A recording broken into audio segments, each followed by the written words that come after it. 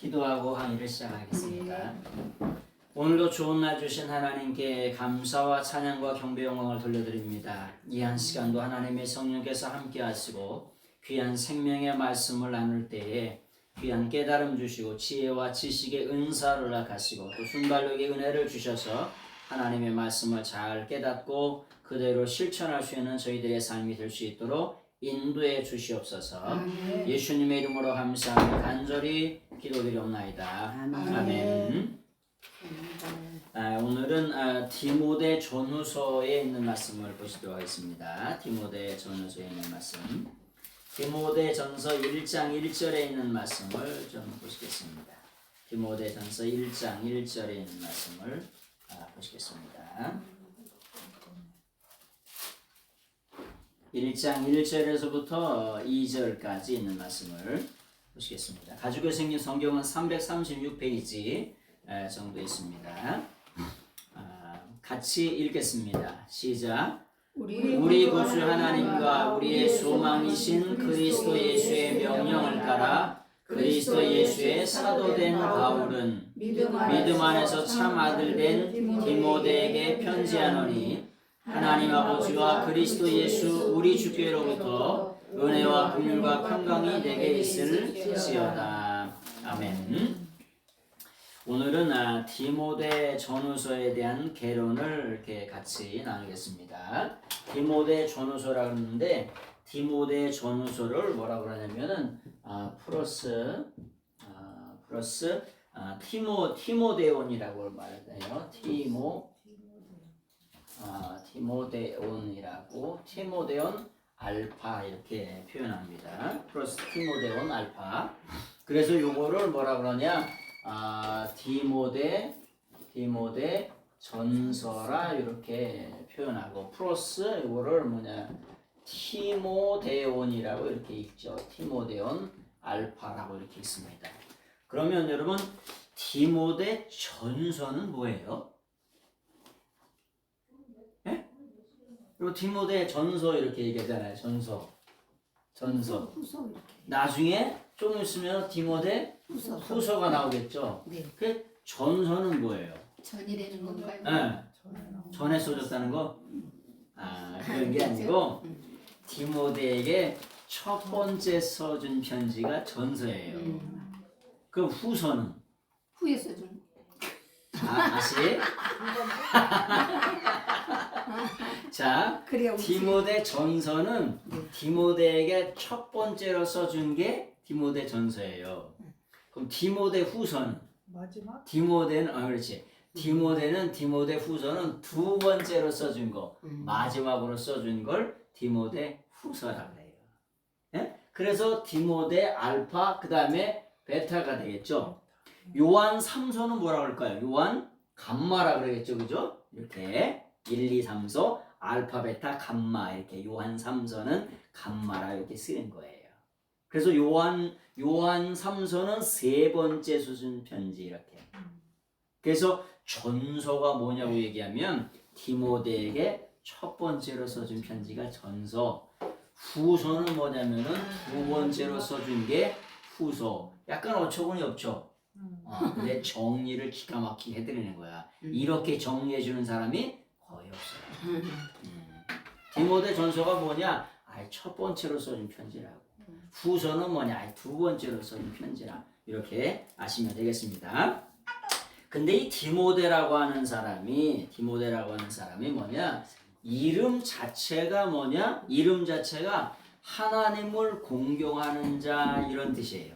그래서 뭐냐? 이 이름에 기가 막히게 보이는데 티메라고 하는 말이 있어요. 티메. 이 티메라고 하는 게 뭐냐? 공경이라고 하는 말이에요. 여기에다가 데오스라고 하는 하나님이라고 하는 말이 합성돼 가지고 뭐냐? 티메데오스라고 하는 말이 나온 거예요. 그래서 뭐냐? 디모데라고 하는 사람은 이름의 뜻이 뭐냐? 하나님을 공경하는 자다. 그런 뜻이 디모데라고 하는 말 속에 있는 거예요. 티모스라고 하는 말 속에. 그러니까 사도 바울이 제자를 삼는데 누구를 제자 삼았어요? 디모데를 제자를 삼았지요. 디모데를 제자 삼아가지고 뭐냐? 선교 사역에 가는 데마다 싹 데리고 갑니다. 예, 소신서에 거의 안 나오는 데가 없어요. 다 데리고 가고 에베소 교회의 목회를 누구에게?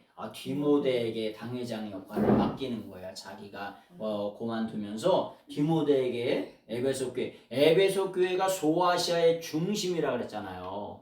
예? 그래서 3년 동안이나 목회한 그런 교회를 누구에게? 자기 믿음의 아들에게 이렇게 맡길 정도로. 근데 젊어요.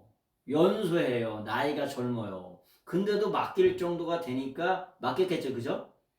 그러면서 써주는 편지가 뭐냐? 목회 서신이라고 하는 거예요. 그래서 지금은 이제 목회 서신으로 넘어왔어요. 사도 바울의 서신서를 쭉 하면서 사도 바울의 서신서를 넘어가지고 지금은 목회 서신까지 와 있는 거예요. 목회 서신이라고 하는 말을 뭐라고 표현하냐면은 pastoral epistle이라고 표현해요. epistles. 네? pastoral epistle. pasto가 뭐냐면 목회자라는 뜻이잖아요. 그래서 pastoral epistle이라고 얘기하는데 목회 서신에는 디모데 전후서와 뭐가 있죠? 디도서가 있어요.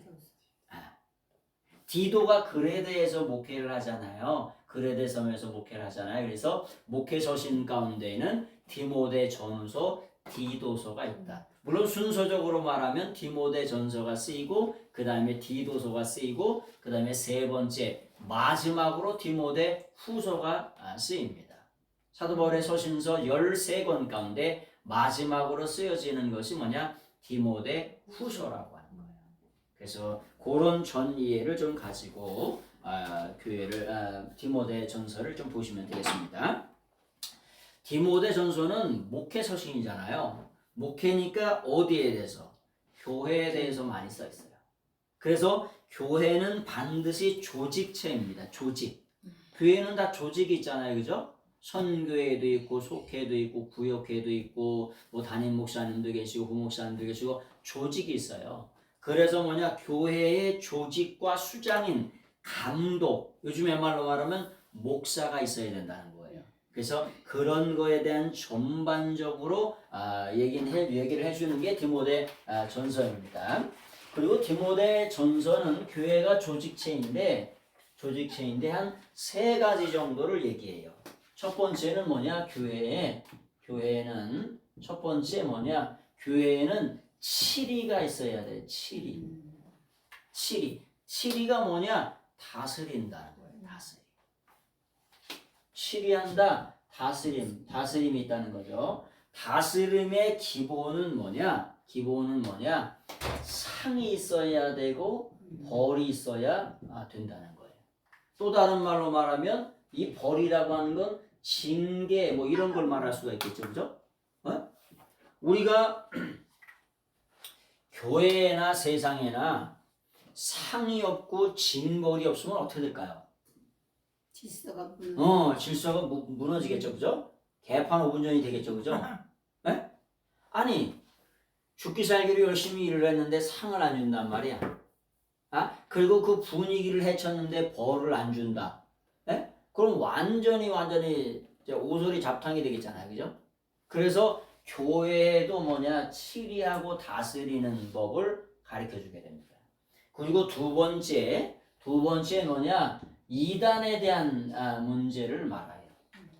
아니 이단이 들어와서 쉽게 말하면 그런데 가지 말아라. 담임 목사님이 경고하고 그 구역회라든지 그 행정력이 있는 그런 모임에서 그런데 가면 안 된다. 이렇게 두세 번 경고하잖아요. 근데도 이단에 가게 되면 어떻게 돼요? 이 사람을 반드시 출교를 시켜야 되죠. 출교를. 네? 권고하고 권면하더라도 안 되면 출교를 시켜야 되는. 그래서 교회에는 치리가 있어야 되고 디모데 교회에는 이단에 대한 그런 내용도 또 나와 있다는 거예요. 세 번째는 디모데 전서는 교회의 윤리적인 측면을 이야기합니다. 윤리적인 측면을 얘기하는 것이 디모데 전서에 나와요. 윤리적인 이야기, 윤리적인 권면에 대한 이야기도 나온다는 거예요. 그래서 뭐냐면 젊은 처녀에 대해서는 어떻게 하라, 연세 드신 분들은 어떻게 하라, 그런 내용들이 디모데전서에 이렇게 전반적으로 이렇게 나와 있는 것을 바라보게 됩니다. 그래서 군대에도 조직이 있는 것처럼 각 기관마다 뭐냐 조직이 있는데 교회에도 뭐냐 조직이 있다는 거예요. 이런 교회 조직을 따라서 세상의 조직들이 만들어지죠. 그래서 이런 조직이 있다는 걸 좀 기억하시면 되겠고요. 그 다음에 디모데 전서는 AD 63년에 AD 63년에 마케도니아에서 기록이 됩니다. 마케도니아는 유럽의 관문이에요. 그래서 AD 63년에 마케도니아에서 기록이 된다는 걸 기억하시면 되겠고요. 그 다음에 디모데라고 하는 사람은 믿음의 훌륭한 조상을 두었어요. 믿음의 훌륭한 조상을. 원래는 디모데의 아버지는 어디 사람이에요? 안 나가서 모르죠. 디모데 아버지는 헬라인이에요.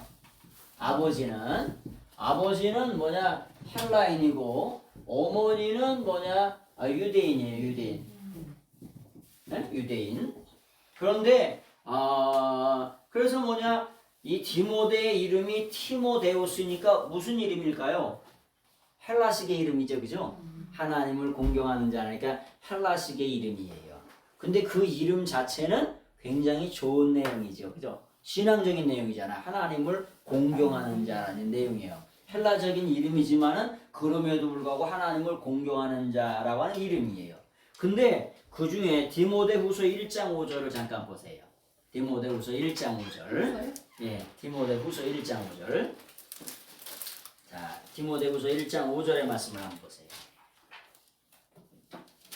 같이 한번 보겠습니다. 디모데후서 1장 5절. 같이 읽겠습니다. 시작. 이는 내 속에 거짓이 없는 믿음이 있음을 생각함이라. 이 믿음은 먼저 내 외조모 로이스와 내 어머니 유니게 속에 있더니 내 속에도 있는 줄을 확신하노라. 네. 디모데가 아버지는 헬라인이었지만은 어머니와 특별히 또 누구? 외조모. 외조모가 누구예요? 외할머니? 외할머니. 로이스에게서 신실한 믿음을 가지고 있었던 사람이 누구냐? 디모데라고 하는 거예요. 네. 그래서 참 아버지의 신앙도 중요하고 어머니나 할머니의 신앙도 중요하다. 그런 걸 바라봐요. 우리가 쓰는 말을 뭐라 그러냐? 모국어라 그래요. 모국어. 어머니가 쓰는 말. 에? 자식들 말을 누가 가르쳐요? 엄마를 먼저 해, 아빠를 먼저 해? 엄마를 가르쳐주는 게 엄마를 먼저 맨날 엄마를 가르치면 엄마를 먼저 한다니까 대부분 다. 대부분 다 그래요. 아빠를 먼저 하는 사람이 별로 없어. 엄마를 먼저 가르치지. 그래서 그걸 모국어라고 얘기하는 거예요. 근데 어머니의 신앙과 할머니의 신앙이 굉장히 좋았던 사람이 디모데예요. 그 아버지가 헬라인이었음에도 불구하고 신앙의 삶을 잘 누렸는데 갓난아이였을 때부터 어렸을 때부터 젖먹이 때부터 그렇게 신앙생활을 잘했다는 거예요. 조금 이따 그런 얘기 또 드릴게요. 자, 근데 디모데 전서를 왜 써주냐면은 디모데가 지금 젊은 목회자예요. 네? 그리고 사도 바울은 쉽게 말하면 산전수전 공중전을 다 겪은 베테랑 중에 베테랑이에요. 근데 사도 바울의 그 제자인데 믿음의 아들인데 이제 디모데라고 하는 아들한테 그걸 맡기려고 하니까 그 연소함 때문에 나이가 작다는 것 때문에 굉장히 공격을 많이 받을 거 아닙니까? 쉽게 말하면 교회에서도 보니까 장로님이 있는데 목사님이 새파랗게 젊은 목사님이 왔어. 근데 보니까 아들 뻘도 안 돼. 그런 문제가 생길 수도 많이 있겠죠, 그죠? 그래서 그 연소함을 업신여기지 말게 하라라고 하는 그런 내용을 좀 써주게 됩니다. 자, 디모데전서 4장 12절을 한번 보세요. 디모데전서 4장 12절 한번 말씀을 보세요. 같이 한번 말씀을 보겠습니다. 말 4장 12절 한번 말씀을 쭉 보겠습니다. 시작. 누구든지 내 연수함을 없이 여기지 못하게 하고 오직 말과 행실과 사랑과 믿음과 정결에 있어서 믿는 자에게 본이 되어 내가 이를 때까지 읽는 것과 권하는 것과 가르치는 것에 전념하라. 내 속에 있는 은사 곧 장애에서 안수받을 때 예언을 통하여 받은 것을 가볍게 여기지 말며 이 모든 일에 전심전력하여 너의 성숙함을 모든 사람에게 나타나게 하라. 내가 네 자신과 가르침을 살펴 이 일을 계속하라. 이것을 행함으로 내 자신과 내게 듣는 자를 구원하리라. 아멘. 그래서 디모데 전서에는 뭐냐 자기 자신의 연소함을 업신여기지 못하게 하라는 거예요. 여러분 연소하더라도 왕은 왕입니까 아닙니까? 네? 왕이죠. 왕이 8살 때 요시야 같은 경우 8살 때 왕이 됐는데 8살 때 왕이 됐다고 연소함을 타박하고 궁박하고 이러면 어떻게 되죠? 안 되죠. 생명이 10개가 있어도 나만하지 못하겠지요. 근데 교회에서는 그런 연소함 때문에 그런 경우가 많이 있어요. 오히려 연세가 많은 장로님께서 많으신 장로님께서 젊은 목사님들을 잘 대접하고 공경을 해주고 목회자라고 하는 그 권위를 인정해주면서 머리를 숙여주면 젊은 목사님이 가만히 있겠어요? 그렇죠. 아이고 안절부절을 못하겠죠, 그죠? 그런 지혜가 있어야 돼요. 근데 그렇지 않은 경우가 너무나도 많습니다. 많은 정도가 아니에요. 많은 정도가 아닙니다. 그게 참 요즘 시대의 비극이에요. 요즘 시대의 비극입니다. 죄송합니다. 한번 더 나가 볼까요? 장로님들이 목사님을 그냥 이름을 불러. 그런 경우도 봤습니다. 보는 데서요? 보는 데서 하진 않죠. 본인들끼리 말씀하실 때 그런 경우도 있어요. 참 그런 걸 보면서 씁쓸하다 그런 생각을 많이 하게 됩니다. 여러분 그래서 우리가 연소함 때문에 경홀히 여김을 가볍게 여김을 받지 말게 하라고 디모데에게 사도 바울이 명령을 해주는 겁니다. 그러면서 하는 얘기가 뭐냐면 말과 행실과 사랑과 믿음과 정절과 순결에 있어서 믿는 자들에게 본이 되라. 본이 되라. 본이 되는 것을 뭐라 그러냐? 티포스라 그래. 티포스. 믿는 자들에게 본이 되라. 그렇게 해주는 것을 바라보게 됩니다. 그러면서 쭉 이렇게 보면서 16절을 한번 가보세요. 16절. 내 자신과 가르침을 살펴 이 일을 계속하라. 이것을 행함으로 내 자신과 내게 듣는 자를 구원하리라. 자 보세요. 우리가 디모데라고 하는 목회자에게 뭐라고 표현하냐면 내 자신과 또 가르침을 어떻게 하라니 아주 굳게 잡으래. 굳게 잡아라. 굳게 잡아라. 그리고 그것들에 가르치는 것과 그 가르치는 것에 항상 머물러 있어라. 머물러라. 아주 두 가지 명령을 하게 됩니다. 여러분 목회자 자신이 먼저 살아야 영혼을 살릴 수가 있어요. 여러분이 죽는데 누가 어떻게 살립니까? 여러분 우리가 죽었다는 걸 뒤졌다 이렇게 얘기하잖아요. 뒤졌다라고 하는 게 뭐냐? 우리가 예수 그리스도를 안 믿는 사람을 뒤졌다 그래요.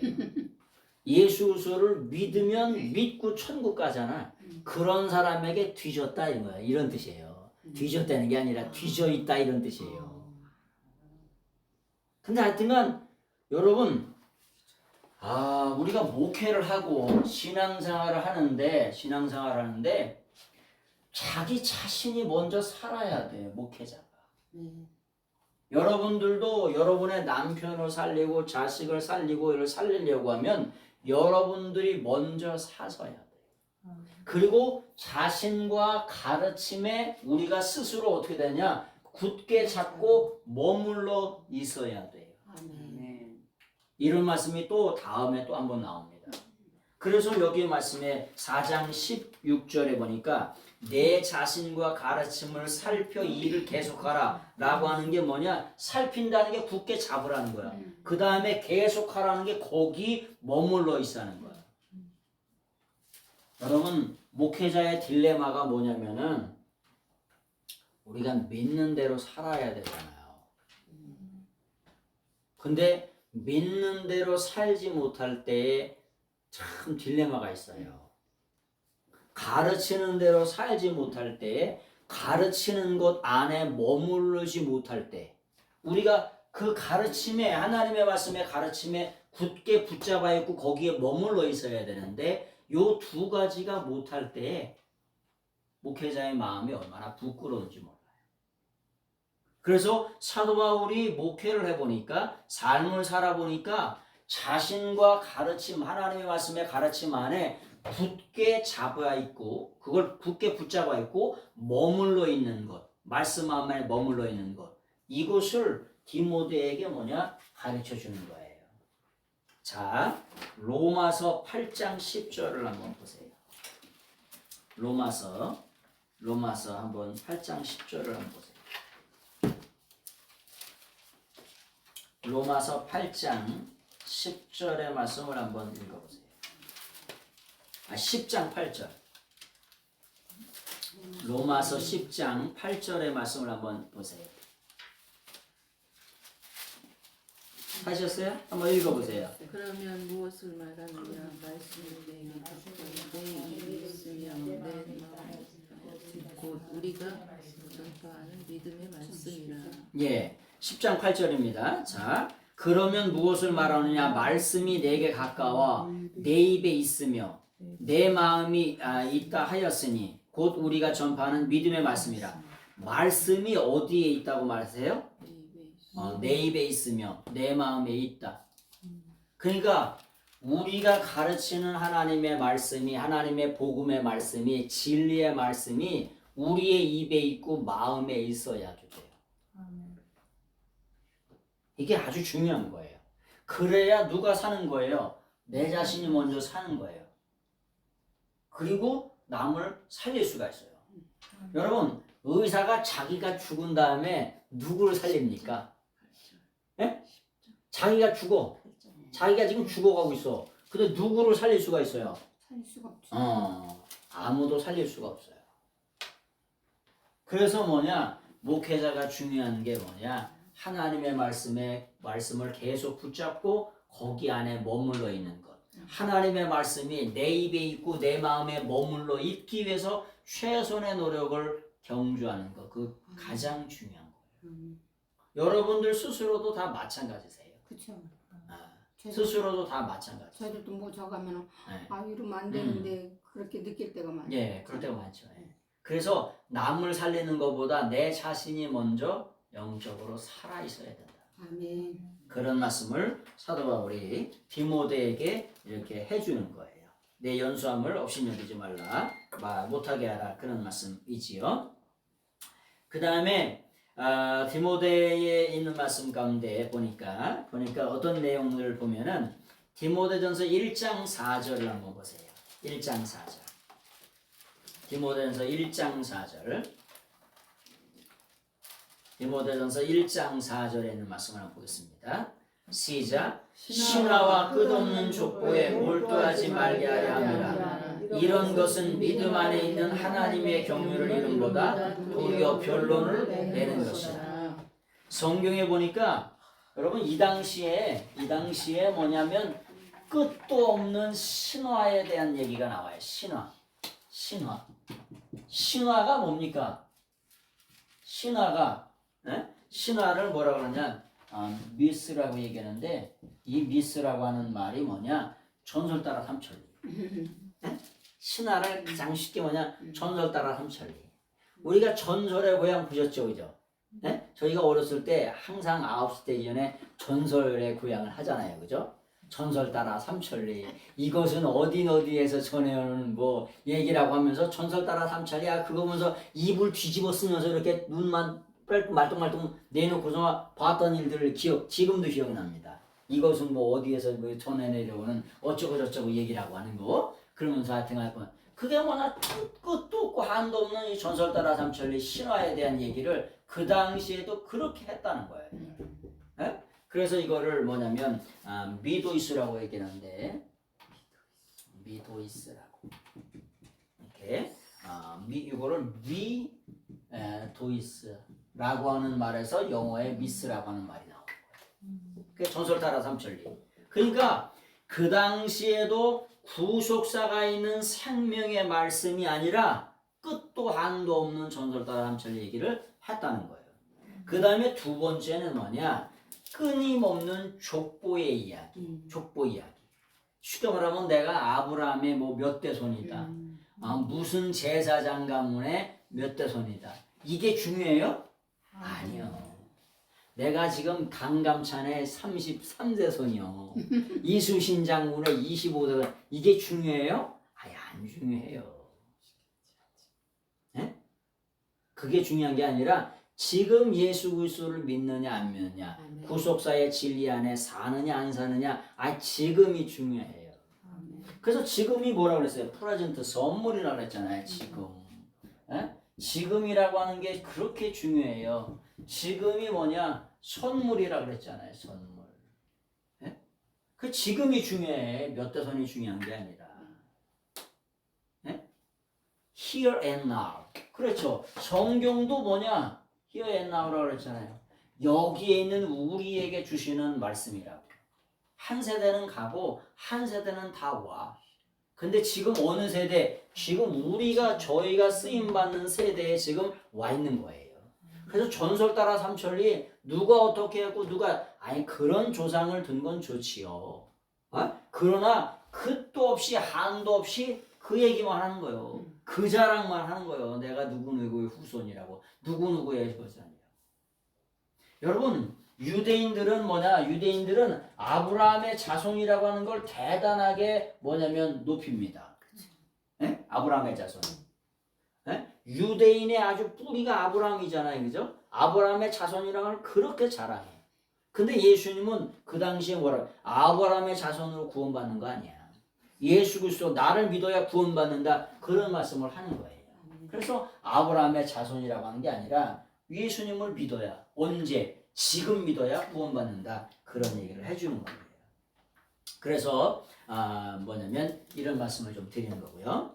그 다음에 그 당시에 에베소는 소아시아의 중심이었어요.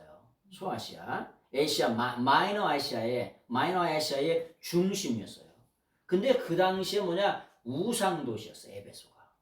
그래서 아데미 우상서부터 엄청난 우상들이 많이 있었던 도시가 소아시아죠. 소아시아를 뭐라고 하냐면 소아시아를 우리가 아시아라고 표현하죠. 근데 마이너예요. 마이너가 작다 이런 거잖아요. 메이저는 커다하고 크다는 듯 마이너. 근데 여러분 마이너 중에 이런 마이너도 있어요. 마이너. 요것도 마이너고 요건 작은 이렇게 뜻이죠. 그래서 소아시아를 표현할 때 아시아 중에 마이너야. 소아시아. 근데 요런 마이너도 있어요. 똑같은 발음이에요. 근데 요 마이너라고 하는 발음은 요건 광부예요. 광부. 또 다른 말로 지뢰라는 뜻도 있어요. 네? 광부들이 뭐해요?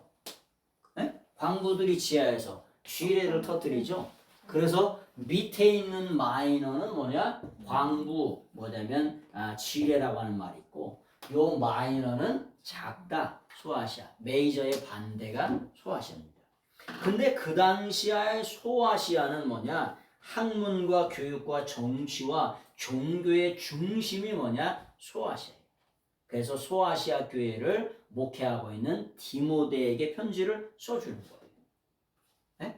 마케도니아라고 하는 유럽에서 그리고 유럽에서 뭐냐면 소아시아 저 에베소에 있는 투르키에 있는 에베소에 있는 누구에게? 디모데에게 편지를 써주고 있는 것이 그게 뭐냐? 디모데 전서라고 하는 거예요. 디도서는 뭐냐? 그레데 섬이라고 하는 곳에서 뭐냐? 목회하고 있는 디도에게 편지를 써주는 것이 뭐냐? 그게 디도서입니다. 그런 내용이 돼 있고요. 그 다음에 디모데에 대한 내용을 좀 간략하게 설명을 드리면 디모데 전서 2장 1절에서 8절은 대예배의 기도의 모습에 대한 내용이 나와 있어요. 그리고 3장 1절에서부터 8절은 뭐냐? 장로의 자격에 대해서 나옵니다. 그리고 뭐냐면 8절부터 13절은 집사님의 자격에 대해서 나와요. 그 다음에 4장 7절서부터 16절은 영적 성장의 원리에 대해서 나옵니다. 그리고 5장 1절에서부터 16절은 교회에 어려운 과부라든지 과부에 대한 재정적인 지원 뭐 그런 내용들이 나옵니다. 그 다음에 17절에서부터 25절까지는 뭐 장로의 안수, 물질에 선한 청지기가 되라 이런 내용들이 쭉 이렇게 나오는 것을 바라보게 됩니다. 그래서 디모데 전서에 대한 내용이 이렇게 나오고요. 그 다음에 디모데 후서에 대한 말씀을 좀 드리겠습니다. 디모데 후서는 플러스 티모데온 베타라 그랬죠. 베타. 그래서 뭐냐? 디모데에게 두 번째로 써준 편지가 뭐냐? 디모데 후서라고 하는 거예요. 물론 디모데라고 하는 말이 뭐냐? 하나님을 공경하는 자라고 하는 티모스라고 그랬죠. 그런 말씀을 좀 기억하시면 되겠고요. 디모데 후서는 AD 67년경에 쓰여집니다. AD 67년경에 쓰여져요. 사도 바울이 뭐냐? 68년에 뭐하죠? 사도 바울이 68년에 순교를 당합니다. 그래서 뭐냐? AD 67년에 가을쯤 그래서 뭐냐? 사도 바울이 순교하기 2달에서 3달 전에 뭐냐? 디모데 후서를 기록했다고 합니다.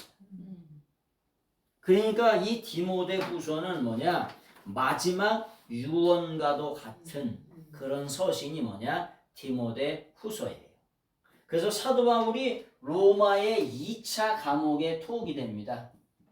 로마의 1차 감옥에 투옥됐다가 로마의 2차 감옥에 투옥이 되었을 때 써주는 서신이 뭐냐? 디모데 후서예요. 그리고 디모데 후서의 유언적인 내용인데 뭐냐? 복음 사역자의 자세와 교훈에 대해서 이렇게 나와 있어요. 왜 그러냐? 이제 목회자로서 사도 바울은 순교하게 됩니다. 그러다 보니까 바통을 누구한테 넘겨줘요? 후발주자에게 넘겨줘야 돼. 근데 그 넘겨주는 걸 잘 넘겨줘야 돼? 안 넘겨줘야 돼요? 잘 넘겨줘야 돼요. 아무리 실력이 있더라도 바통을 제대로 넘겨주지 않으면 우리가 이렇게 넘겨주지 않으면 어떻게 돼요? 거기서 엄청나게 차이가 나요. 그래서 디모데에게 목회적인 바톤을 이제 넘겨주는 거예요. 그 넘겨주는데 어떻게 하라고 하는 내용들이 나와 있는 게 뭐냐? 그래서 목회적인 자세, 사역자의 자세, 그리고 교훈에 대해서 써 있는 것이 뭐냐? 디모데 후서예요. 그러면서 하는 게 뭐냐? 디모데 후서의 내용이 뭐냐 하면은 복음을 뭐냐? 사수하라는 거예요. 복음을 사수하라. 사수하는 걸 지키는 걸 디펜스라고 해요. 디펜스. 복음을 아주 지키라. 세상은 있잖아요. 이 세상은 정치도 변하고 문화도 변하고 종교도 변하고 세상 모든 것들이 싹 다 변합니다. 변하지 않는 거 있어요? 그래서 변하는 것을 뭐라 그러냐? 체인징 월드라 그래요. 체인징 월드. 세상의 모든 것들은 뭐냐면 다 변해요. 그런데 변하지 않는 절대 불변의 복음의 진리를 사수하라. 라고 하는 것이 뭐냐? 그렇게 해서 그런 자세를 키워주는 것이 뭐냐? 디모데 후서라고 하는 거예요. 왜요? 이제 2, 3개월 있으면은 자기가 죽을 걸 알아요. 죽을 걸 아는 게 좋을까요? 안 아는 게 좋을까요? 하는 게 좋아요. 모르는 게 모르는 게 좋아요. 아는 것도 괜찮아. 뭐 장단점이 있을 것 같아요. 네. 특히나 디모데후서 4장은 뭐냐? 삶을 뭐냐면 정리하는 거예요. 정리. 디모데후서 4장 같은 경우는 여러분 삶을 정리한다. 왜 정리하냐면 세상 말로 말하면은 이 마당에서 저 마당을 넘어갈 때가 된 걸 아는 거예요. 또 다른 말로 이 세상의 모든 삶을 다 마치고 뭐냐면 인생을 마칠 때가 된 걸 아는 거예요. 그래서 사도 바울이 디모데후서 4장은 삶을 정리하게 됩니다. 정리하면서 칭찬할 사람은 칭찬해주고 또 이런 사람을 만나지 말라라고 하는 거게 알렉산더 그 부리장작 알렉산더나 이런 사람들은 경계하라는 이런 얘기도 해주고 그런 삶을 정리하는 얘기를 디모데후서 4장에서 이렇게 해주게 됩니다.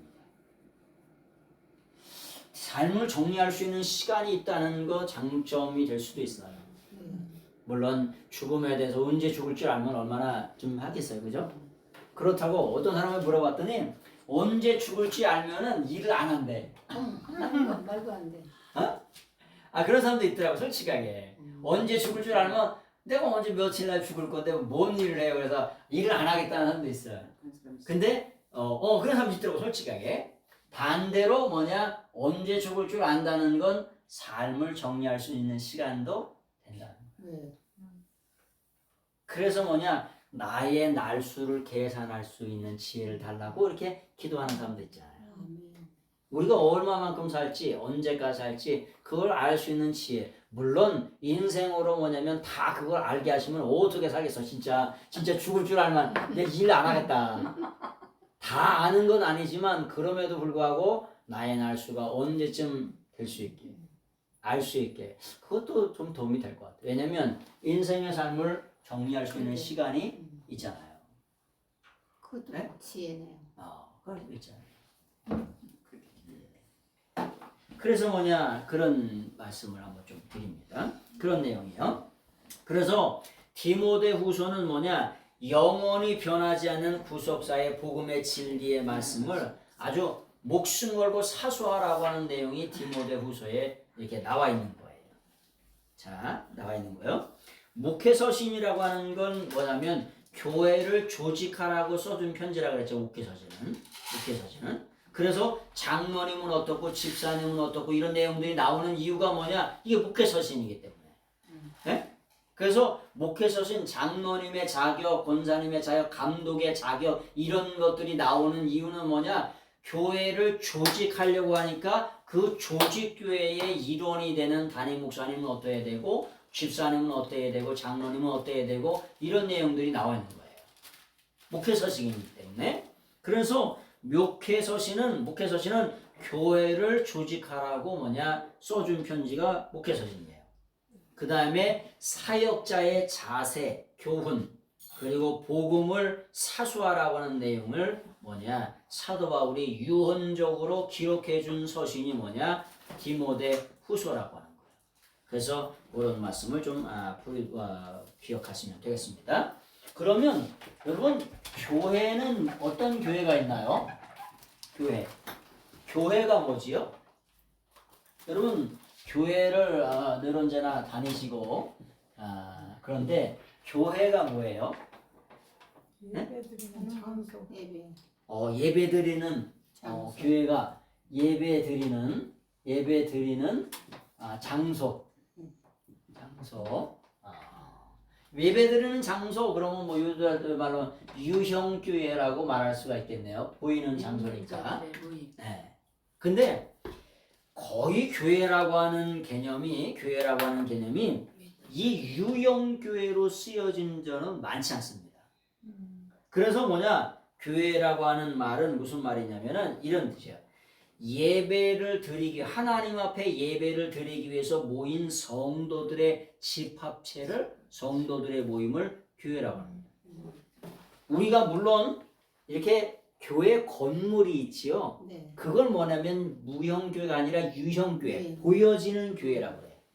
그러나 진정한 의미의 교회는 하나님 앞에 예배드리기 위해서 모인 성도들의 모임, 집합체를 교회라고 해요. 그래서 그걸 뭐라 그러냐? 유형교회 반대인 무형교회라고 얘기하는 거예요. 무형교회. 여러분 성도님들 한 분 한 분이 뭐냐? 교회라고 하는 거예요. 네? 교회를 헬라어로는 뭐냐면 에클레시아라 그래요. 에클레시아. 이 에클레시아라고 하는 말이 교회라고 하는데, 이 교회라고 하는 말은 에크예요. 에크라고 하는 게 뭐냐? 여기 안에 있는 놈을 밖으로 끌어내는 걸 에크라고 그래요. 안에서 밖으로 끄집어내는 거. 네? 안에 있는 걸 밖으로 끄집어내는 거. 우리가 뭐냐면 세상에서, 또 다른 말로 애굽에서 우리를 밖으로 끌어내지요. 뭐 하기 위해서? 예배를 받아잡수고 찬양을 받아잡수고 경배를 받아잡수고 해서 우리가 세상에서 밖으로 세상 안에 있는 걸 밖으로 끌어내요. 끌어내는데 여기다가 뭐냐면 칼레오라고 하는 동사가 있어요. 칼레오. 이 칼레오는 게 부르다는 동사예요. 부른다는 게 뭐야? 누가 부르냐? 왕이 부른다는 뜻이에요. 그러니까 만왕의 왕 만주의 주 되신 예수님이 우리를 밖으로, 세상 밖으로, 세상에서 끌어내가지고 뭐냐? 찬양 받아잡수고 예배 받아잡수고 경배를 받아잡수고 해서 회개를 받아잡수고 해서 끌어낸 사람들의 모임, 그 모임을 뭐라고 하냐? 교회라고 얘기하는 거예요. 그래서 교회라고 하는 건 첫 번째 유형교회도 있고 보여지는 교회도 있지만 많은 경우는 무형교회를 말하는 거예요. 그래서 교회는 무형교회, 또 보이지 않는 유형교회, 이렇게 보이는 유형교회와 무형교회가 있다는 거예요. 그리고 또 하나 교회는 어떤 교회가 있냐면은 이런 교회가 있어요. 교회는 첫 번째로 뭐냐? 보편적인 교회가 있습니다. 보편적인 교회. 보편적인 교회를 뭐라 그러냐? 유니버설이라 그래. 유니버설.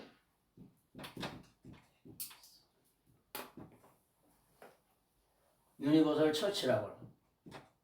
이 보편적인 교회라고 하는 말은 무슨 말이냐면은 이런 말이에요. 전 세계에 교회가 있죠. 누구든지 예수 그리스도를 믿고 교회 공동체 안에서 신앙생활을 하면 구원 받습니까? 안 받습니까? 받아요. 전 세계의 교회가 하나입니다.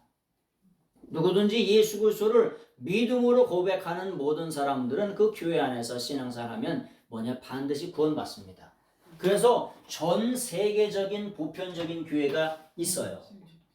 근데 이단 중에는, 이단에 빠지기 쉬운 사람 중에는 자기 교회만 와야 구원받는다, 이런 사람도 있어요. 그리고 자기 교회만 돌보는 사람도 있어요. 네? 사도 바울이 디모데에게 목회를 하는데 첫 번째 유니버설한 처치, 전 세계의 모든 교회를 돌볼 수 있는 그런 마음들을 주게 됩니다. 우리도 뭐냐? 전 세계의 교회를 돌볼 수 있는 그런 마음들이 있어야 돼요. 네. 내 교회만 뿐만 아니라. 네? 그래서 우리가 뭐 하는 거예요? 그래서 선교를 나가시는 거예요. 네? 역량을 다해서, 최선을 다해서 내 교회만 돌보는 게 아니고, 나만 돌보는 게 아니고, 그래서 선교를 나가시는 거예요. 여러분, 저희가 120년, 130년 전에 미국 선교사님들이 이렇게 오셨잖아요. 코쟁이지. 주 예수를 믿으십시오. 그래야만 너와는 구원하시 이렇게 와서 했잖아요. 근데 그 사람들이 뭐냐? 20대의 새파란 청춘들이었어요.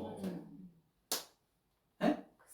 그 새파란 청춘이 젊음을 바치고 생명을 바치고 영혼을 바치고 그렇게 와서 죽어졌기 때문에 이 나라 이 민족이 이렇게 복음을 받아들이게 된 거지. 이 사람들이 안 왔다고 하면 우리가 어떻게 복음을 받아들였겠어요?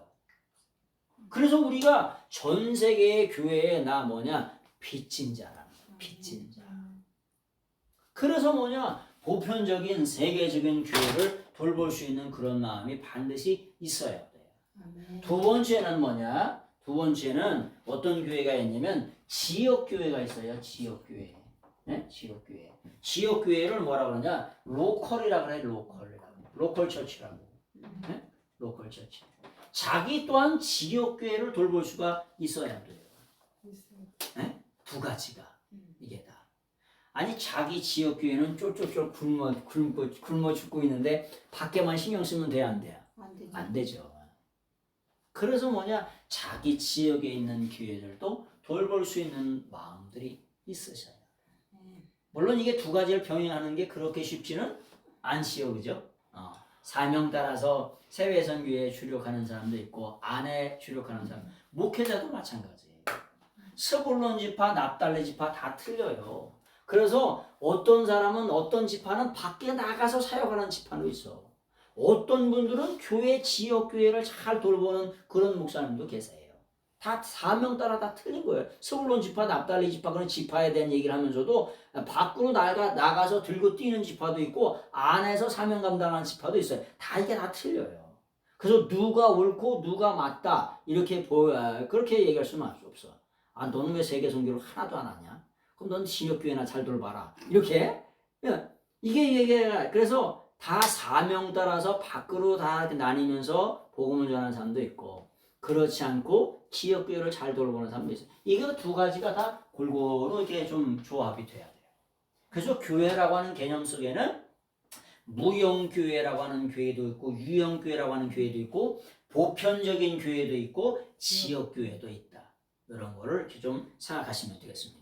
그러나 전체적으로 에클레시아라고 하는 그 교회라고 하는 뭐는 뭐냐? 세상에서 밖으로 끌어내가지고 하나님을 찬양하고 영광 돌리고 하나님 앞에 회개하는 그런 성도들의 모임을 교회라고 말하는 거예요.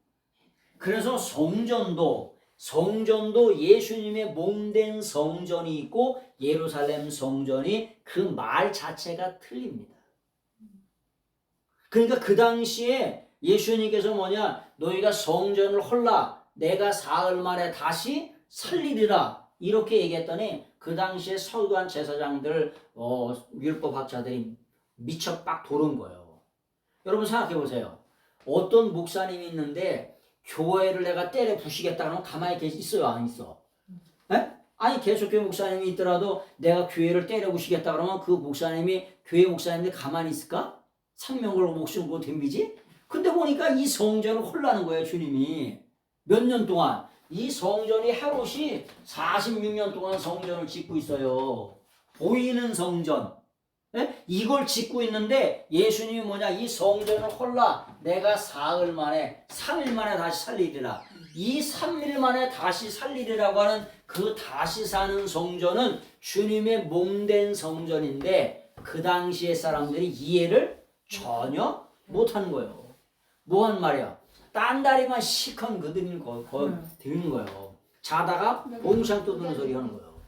그래서 말하면 말귀를 알아듣고 글을 보면 글귀를 알아듣는 게 복인 줄로 믿습니다. 그래서 그런 내용이 좀 나와 있는 것입니다. 그래서 교회에 대한 내용에 대한 말씀을 좀 드렸고요. 디모데후서 1장 1절을 한번 보세요. 디모데후서 1장 1절. 디모데후서 1장 1절.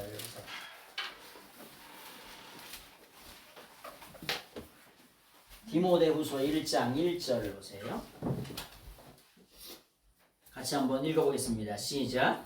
하나님의 뜻으로 말미암아 그리스도 예수 안에 있는 생명의 약속대로 그리스도 예수의 사도된 바울은 이제 디모데후서가 맨 마지막 사도 바울의 서신서라고 그랬잖아요. 목회 서신이라고 그랬잖아요. 그런데 하나님의 뜻을 통하여 뜻을 따라서 약속의 말씀대로 그리스도 예수의 사도된 바울은 이렇게 말하는 건 하나님의 뜻을 따라서 사도된 나는 사도로서 절대로 후회하지 않는다 이런 뜻이 들어있는 거예요. 혹시 있잖아요. 그런 분은 안 계시겠지만 예수님 믿는 거 후회한 분 계세요? 예수님 믿는 걸 후회하는 분. 그럼 이 자리에 없겠죠. 그렇겠죠. 네. 예수님 믿다가 있잖아요. 절간 가는 사람이 있어요. 그렇게는 많지. 네? 아, 많아요. 많아요. 실제로 맞습니다.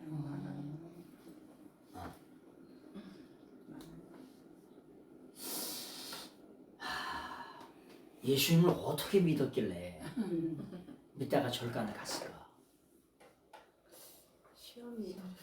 하나님 못 만났으니까 개인적으로. 하여튼간 그런 사람들이 실제로는 많아요. 사도 바울이 이런 말씀을 하지요. 계속 이런 성경 구절이 굉장히 많이 있어요. 하나님의 뜻으로 말미암아 그리스도 예수 안에 있는 생명의 약속대로 그리스도 예수의 사도된 바울은 절대 후회하지 않는다는 거예요. 이제 곧 2달, 2달이나 3달 있으면은 죽을 거 아닙니까? 네? 지금 순교에 이 당시에 AD 64년에 네로 황제가 있잖아요. 네로 황제가 로마 시내에다가 불을 지릅니다. 네로가 약간 또라이예요. 그래가지고 이게 시적인 감흥이 안 나오니까 불을 질러가지고 그걸 보면서 시적인 감흥을 일으키려고 로마 시내에다 불을 질러요. 그래가지고 이 로마 시내에 불을 질렀는데 불을 지르는 사람이 누구다? 유대인이다고. 유대인들이 불을 질러서 이렇게 됐다고 이걸로 몰아가는 겁니다. 그래서 사도 바울도 결국은 유대인이니까 잡혀가요. 복음 전하는 것 때문에 잡히기도 하고 잡혀서 로마의 2차 감옥에 지금 수감이 된 거예요. 로마의 2차 감옥이 수감이 돼서 뭐 하고 있는 거예요 지금? 뭐 하고 있는 거냐? 사형 날짜를 기다리고 있는 거예요. 네? 사형 날짜를 기다리면서 이 편지를 써주는 거예요. 근데 로마의 그 감옥이 얼마나 차가운지. 네? 가보의 집에서 내 가죽옷 좀 갖다 달라. 가죽옷을 갖다 달라는 거 얼마나 추운지. 네? 여러분 감옥에서 죽기를 기다리는 사람이 얼마나 춥겠어요. 네? 지금 가을에서 겨울로 넘어가는 거예요. 네? 그리고 로마의 2차 감옥에서 뭘 기다리는 거냐? 순교를 기다리는 거예요. 그리고 삶을 지금 정리하고 있는 거예요. 그러면서 디모데에게 편지를 써주는 거예요. 그런데 디모데후서 1장 1절 나는 하나님의 뜻으로 말미암아 사도된 것을 절대로 후회하지 않는다. 그런 내용들이 나와 있는 거예요. 그리고 디모데후서 4장 6절을 보세요. 디모데후서 4장 6절. 디모데후서 4장 6절. 이런 말씀을 많이 들으셨을 거예요. 디모데후서 4장 6절을 한번 보세요. 같이 한번 읽어보겠습니다. 시작. 전제와 같이 내가 벌써 오지고 나의 떠날 시각이 가까워지다. 네. 전제와 같이 내가 벌써 부어지고 나의 떠날 시각이 가까웠도다. 뭐라고 했죠? 삶을 정리하고 있다 그랬잖아요. 특히나 디모데후서 4장은 뭐라 그랬죠? 삶을 정리하는 장이라 그랬잖아요. 근데 삶을 정리하면서 뭐라고 표현하면 내가 전제와 같이 부어진다는 거예요. 네?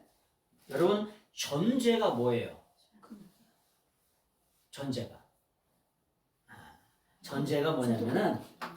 뭐냐면 그 정도 궁금했어요. 전제가 뭐 민수기 15장 5절에 보세요. 민수기 15장 5절.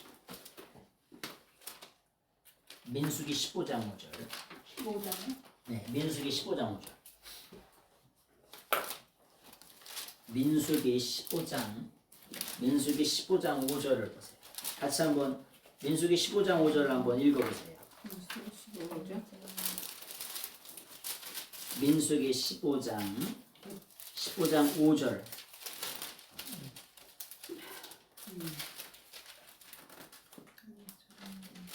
언제나 다른 제사로 드리는 제물이 어린 양이면 전제로 포도주 사분의 1을 준비할 것이요.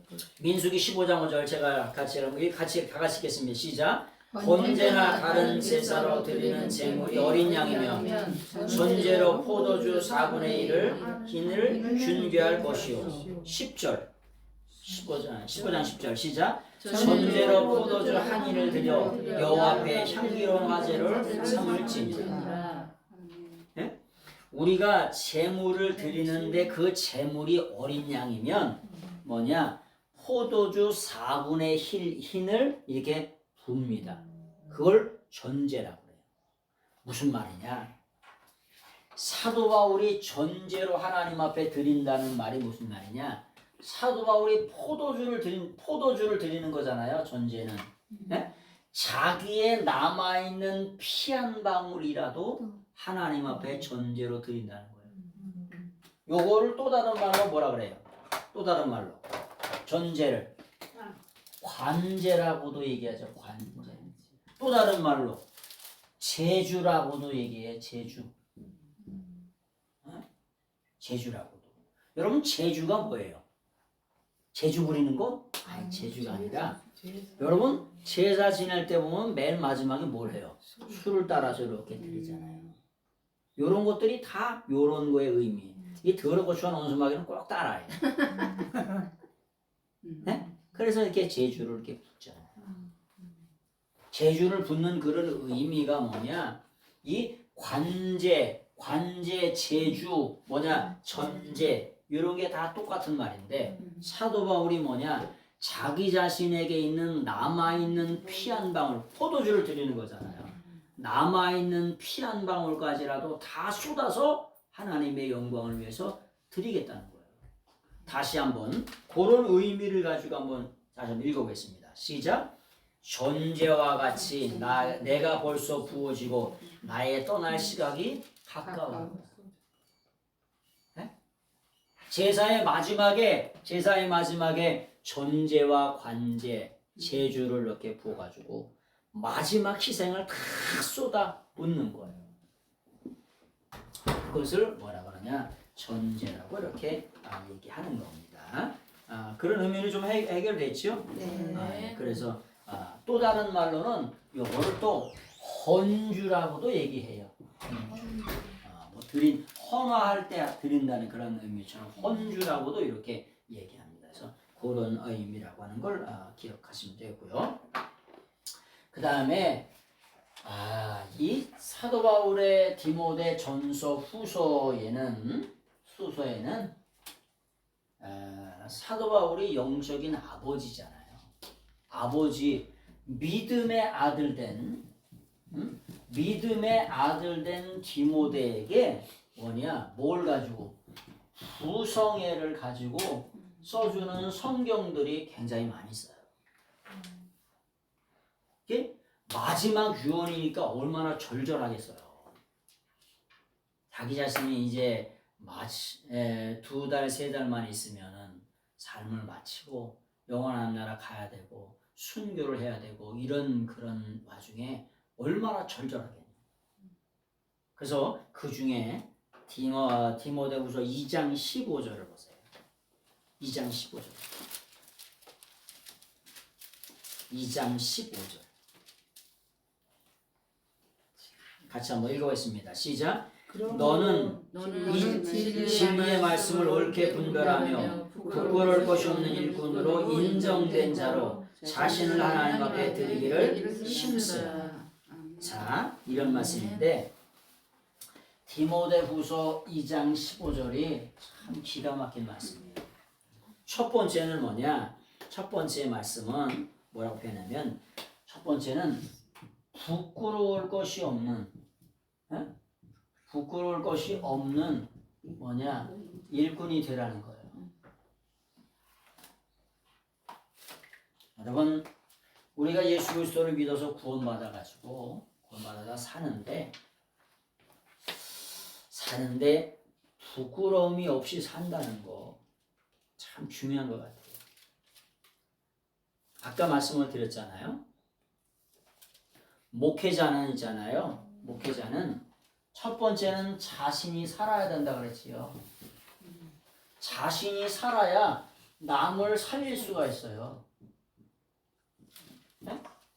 그래서 사도 바울이 뭐라고 표현해요? 고린도에서 내가 복음을 전한 후에 내가 버림을 받을까 두렵다. 그런 말씀 보신 적 있죠? 네. 네? 내가 하나님의 말씀을 실컷 전했어. 가르침을 전했어요.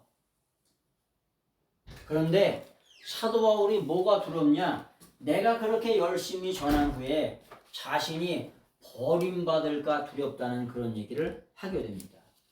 그래서 우리가 신앙생활 하면서 첫 번째는 뭐냐? 부끄러움이 없는 일꾼들이 되셔야 돼요. 아멘. 두 번째는 뭐냐? 진리의 말씀을 우리가 두 번째는 진리의 말씀을 옳게 분별하라. 이렇게 돼 있죠. 분별하며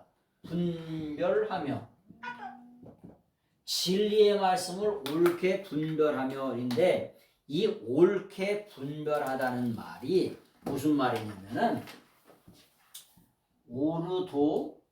메오라고 하는 오르도 토메오라고 하는 동사예요. 오르도 토메오. 이걸 오르도 토메오라고 이렇게 읽어요. 오르도 토메오. 그런데 이 진리의 말씀을 옳게 분별하는 말이 무슨 말이냐면 이런 말이에요. 여러분 농사꾼이 밭고랑을 이렇게 내는데 밭고랑이 삐뚤삐뚤 이렇게 해줬어. 어떻게 해요? 에? 하나 많아야. 밭고랑을 냈는데 이렇게 내가지고 이렇게 내고 이렇게 내고 이러면 하나 많아 오히려 더 짜증나 안 짜증나? 짜증나요. 밭고랑을 이렇게 해야 되는데 잘못 내면은 비닐을 씌울 수가 있어요 없어요? 아, 못 씌워요. 이 오르도 토메오라고 하는 말이 무슨 말이냐? 밭고랑을 제대로 낸다는 거예요.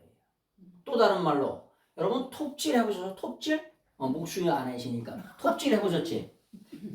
봤어요. 보기만 했어요. 톱질을 이렇게 일자로 쓸어야 되는데 삐뚤어 쓰면 어떻게 될까? 안 되죠. 삐뚤어 쓰면은 다시 쓸어야 돼요. 그 부분은 잘라내고 다시 해야 돼. 아니 목수가 이렇게 정확하게 맞춰가지고 이렇게 일자로 이렇게 잘라야 되는데 톱질을 했는데 이렇게 쓸다 보니까 한참 쓸다 보니까 아니 톱질을 이렇게 해가지고 나무가 있으면은 이렇게 있으면은 일자로 이렇게 잘라야 되잖아요. 근데 톱질을 이렇게 내버렸네. 에? 요건 어떻게 된 거예요? 망쳐버린 거예요, 요거는. 응? 이 오르도 토메오라고 하는 말이 무슨 말이냐? 오르도 토메오라는 말이 뭐냐? 밭고랑을 제대로 낸다는 거예요. 톱질을 제대로 한다는 거예요. 길을 제대로 낸다는 거예요. 요거를 우리는 뭐냐? 옳게 분별하며 이렇게 번역을 했지만 번역을 했지만은 뭐냐? 진리의 말씀을 바르게 제시하라 이런 뜻이에요. 왜요? 이 당시에도 디모데가 살고 있는 이 당시에도 진리의 말씀을 바르게 제시하지 않는 사람들이 너무나 많았다는 거예요. 누구도 이단들도 엄청나게 많았다는 거예요. 여러분 오늘을 사는 이 시대에 목회자의 사명은 뭐냐? 진리의 말씀을 제대로 제시하는 거예요. 밭고랑을 있잖아요. 제대로 타주는 거예요. 밭고랑을 제대로 타줘.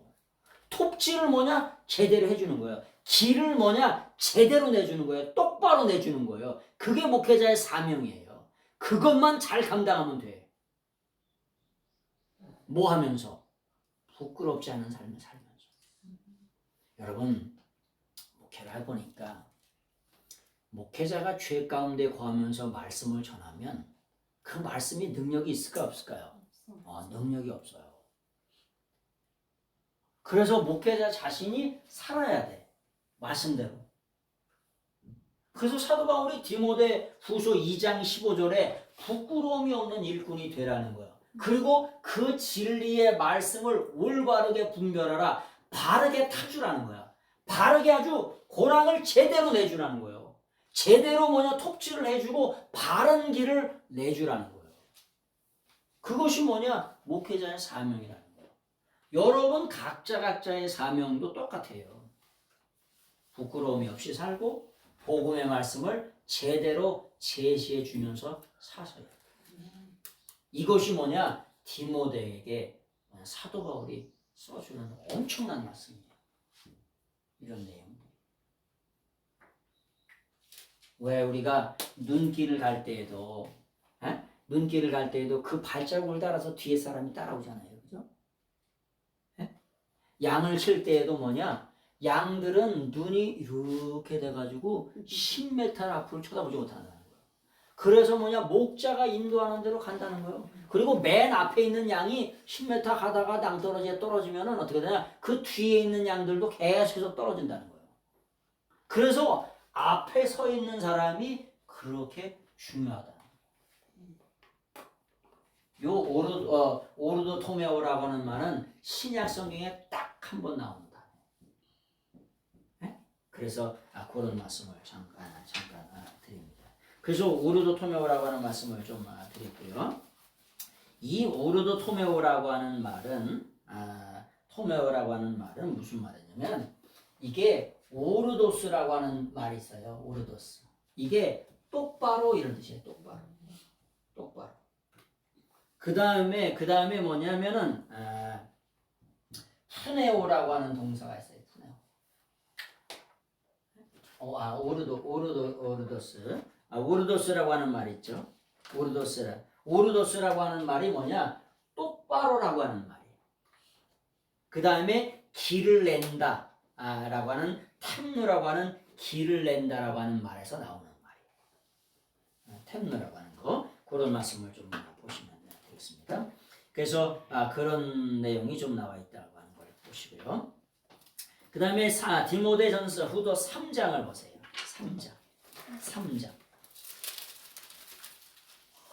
디모데후서 3장 보세요. 3장 14절의 말씀을 보세요. 3장 14절. 디모데후서 3장 14절. 같이 한번 읽어보겠습니다. 그러나 너는 배우고 확신한 일에 거하라. 너는 내가 누구에게도 배운 것을 알며 15절, 16절, 17절 쭉 한번 읽어보겠습니다. 또 어려서부터 성경을 알았나니 성경은 너희 너로 하여금 그리스도 예수 안에 있는 믿음으로 말미암아 구원에 이르는 지혜가 있게 하느니라.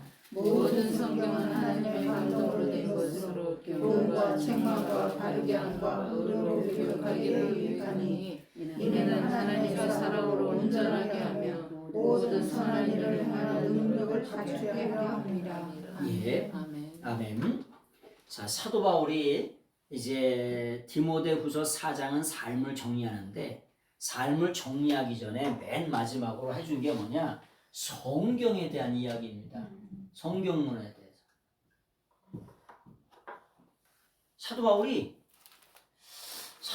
할 말이 얼마나 많겠어요. 그런데 디모데의 목회의 바톤을 이렇게 넘겨주면서 맨 마지막에 하는 말씀이 뭐냐? 삶을 정리하기 전에 바로 뭐라고 하느냐? 성경에 대해서 써주는 거예요. 성경론에 대해서. 그런데 뭐라고 써있냐면 그러나 너는 배우고 확신한 일에 거하라. 너는 내가 누구에게서 배운 것을 알며 누구에게서 처음에 배웠다 그랬죠? 누구에게서 배웠냐? 외조모하고 또 어머니에서 배웠어요. 또 누구한테 배운 거예요? 사도 바울에게 배운 거예요. 사도 바울에게. 누구에게 배운 거란? 그러니까 믿음의 좋은 조상을 두었고 사도 바울을 통해서 복음의 말씀을 들었다는 거예요. 읽었다는 거예요. 배웠다는 거예요. 그래서 뭐냐? 그것을 뭐냐? 꼭 간직하라는 거예요. 여러분 15절을 보세요. 15절 같이 한번 읽어보겠습니다. 시작. 또 어려서부터 성경을 알았느니 성경은 너희 너로 하여금 그리스도 예수 안에 있는 믿음으로 말미암아 구원에 이르는 지혜가 있게 하느니라.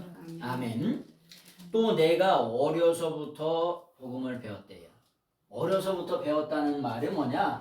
어려서부터라고 하는 말을 뭐라 그러냐? 갓난아이 때부터 배웠다는 거예요. 갓난아이 때부터. 갓난아이 때부터. 갓난아이 때부터 뭐냐면 성경을 배운 사람을 뭐라 그래요? 요즘에 쉽게 말하면 모태신앙이라고 있대요. 모태신앙. 모태신앙.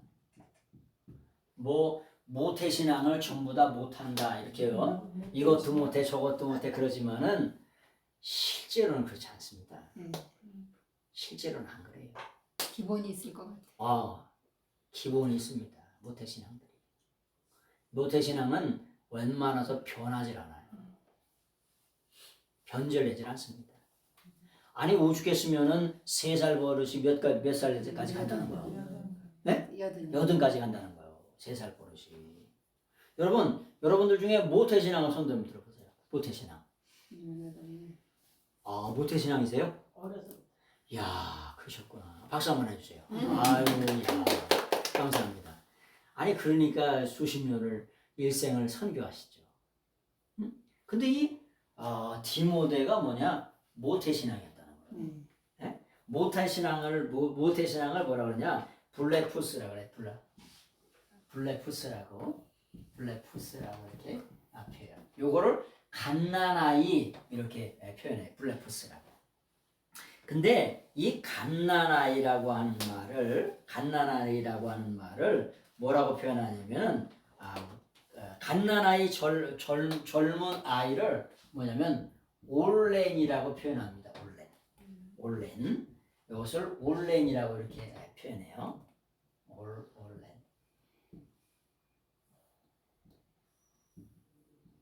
이렇게 요거를 이렇게 쓰고 올렌이라고 씁니다. 근데 요 올렌이라고 하는 말이 뭐냐?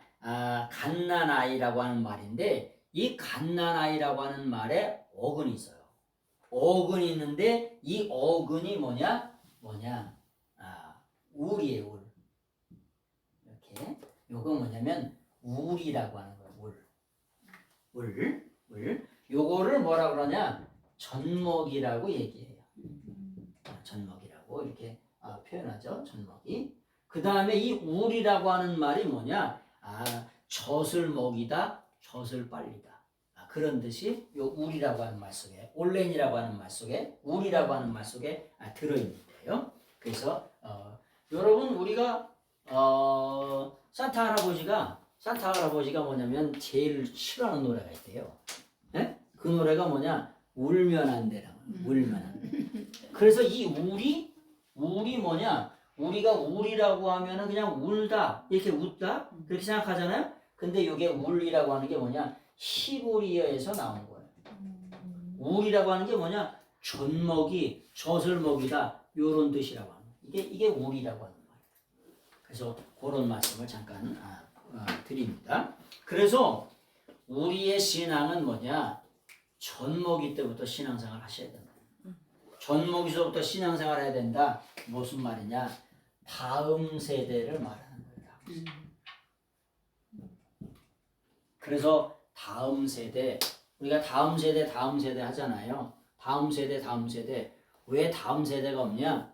지금 30대, 40대가 교회 안 나오시잖아요. 코로나 이런 걸 통해서. 저게 30대, 40대 어머니들이 갓난아기 애기 데리고 코로나 때 오면은 죄송합니다. 다 뒤지는 줄 알고 안 나왔어요. 진짜입니다. 교회 오면은 다 죽는 줄 알고 안 나왔어요. 그러다 보니까 지금 교회 학교가 있어요, 없어요? 없어요. 죽어요? 아니, 안 죽어요. 죽을 사람은 죽고 안 죽은 다 죽었어요? 아니, 안 죽었어요. 근데 교회 오면 죽는 줄 알아가지고 30대, 40대 어머니들이 교회에 안 나와요. 그러다 보니까 실제로 안 나오는 거예요. 그래서 참 문제예요. 그래서 성경은 다음 세대는 언제부터 책임져야 되냐? 어려서부터 성경을 배워야. 여러분 자식을 못 낳잖아요. 아니 그러면 누가? 아니 여러분도 할머니잖아. 네? 내가 낳은 자식이 아니라 내 딸이 낳은 자식도 뭘로? 신앙으로 믿음으로 키워야 된다. 그게 다음 세대를 책임지는 거예요. 난 자식을 못 낳는데 나보고 어떻게 하라는 거냐? 아이 그럼 할머니 아니야? 할아버지는 아니고? 그럼 할머니 할아버지가 신앙생활을 부모님 세대가 못 해주면 할아버지 할머니가 안고 기도해주고 눈물로 기도해주고 어찌 보면 할아버지 할머니의 사랑이 더 진해요. 그래야 안 그래요? 아니 더 그래요. 네.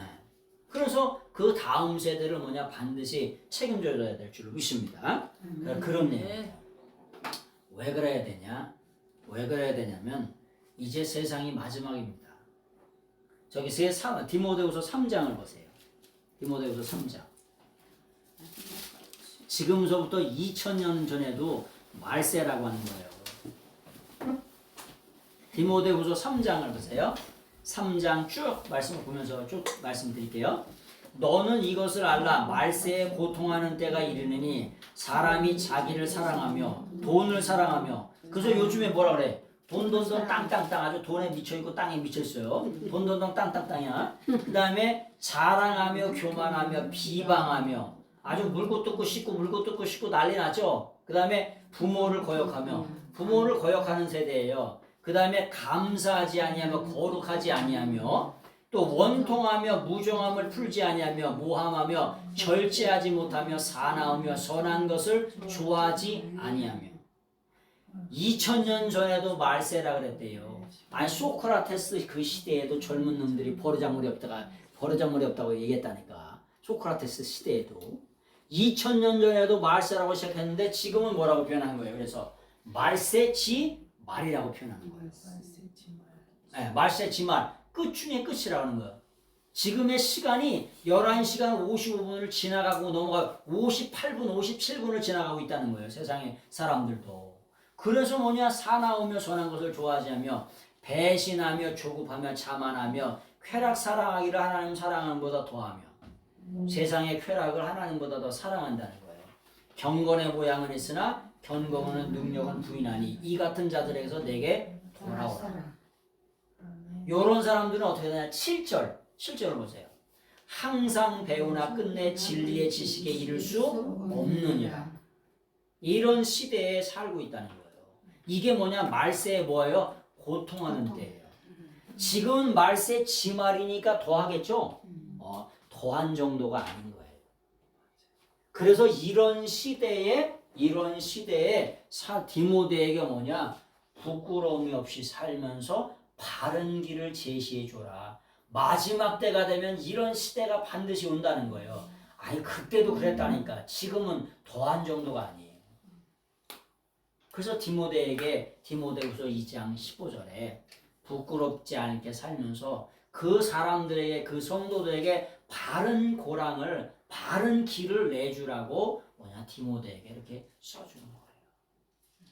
그것이 뭐냐 우리의 또한 사명인 줄로 믿습니다. 네. 그래서 믿음대로 살아야 된다는 거. 우리가 믿는 것 따로 살아야 돼요. 근데 믿는 것 따로 삶 따로 이러니까 그 속에서 괴리감이 생기는 거죠. 물론 그 속에서 그렇게 사는 사람은 또 얼마나 마음이 괴롭겠어요. 그러니까 이 땅의 삶을 살면서 마지막 때에 그렇게 살기 위해서 최선의 노력을 다하시는 여러분들 되시길 바랍니다. 16절 모든 성경은 하나님의 감동으로 된 것으로 교훈과 책망과 바르게 함과 의로 교육하기 유익하니. 여러분 하나님의 감동으로 된 거를 뭐라고 표현해요? 하나님의 감동으로 됐다. 그런 말이 무슨 말이에요? 네? 하나님의 감동으로 됐다는 것을 뭐라고 그러냐? 데오 퓨니스토스라 그래요. 푸니스토스. 이게 하나님의 감동으로, 하나님의 감동, 또 다른 말로 하나님의 영감으로 되었다는 거예요. 데오 푸니스토스라고 하는 게 하나님의 영감으로 됐다는 거예요. 근데 이것도 뭐냐? 데오스라고 하는 말, 하나님이죠. 플러스 뭐냐? 휴네오라고 하는 말이 있어요. 휴네오라고 하는 말이 뭐냐? 이게 숨을 쉬다 이런 뜻이에요. 하나님이 인생을 손으로 빚어서 이렇게 만드셨죠? 그리고 그 코에다가 숨을 불어넣으시니 그 사람이 생명이 됐다. 생명이 됐다는 게 뭐예요? 리빙 크리처가 됐다는 거예요. 살아있는 생명체가 됐다는 거예요. 에? 여러분 여기에다가 이게 저희가 육체가 있는데 살아있는 숨을 쏙 빼가봐요. 뭐가 돼? 시체가 되지. 에? 여기가 이게 살아있는 호흡이 여기 들어와 있기 때문에 우리가 육체지 살아있는 호흡이 뭐냐? 빠져나간다. 그러면 제가 뭐냐? 바로 시체가 되는 거예요. 살아있는 호흡이 있을 때는 값어치가 있지만 시체가 있으면 이렇게 가져가실래? 네? 시체는 아무런 값어치가 없어요. 무슨 말이냐?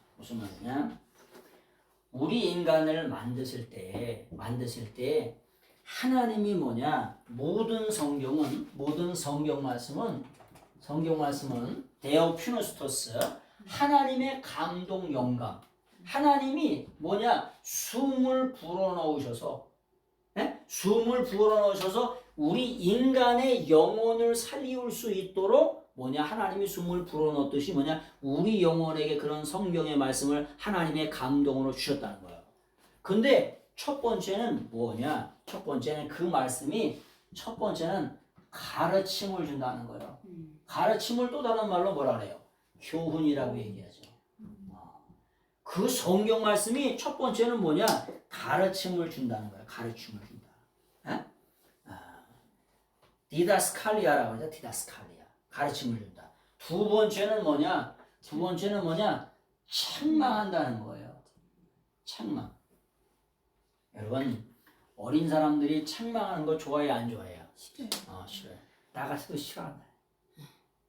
근데 어렸을 때 어떻게 해요? 책망을 많이 받고 사는 사람은 어때요? 바르게 이렇게 삶을 살아가게 되죠. 바르게 살아가게 돼요.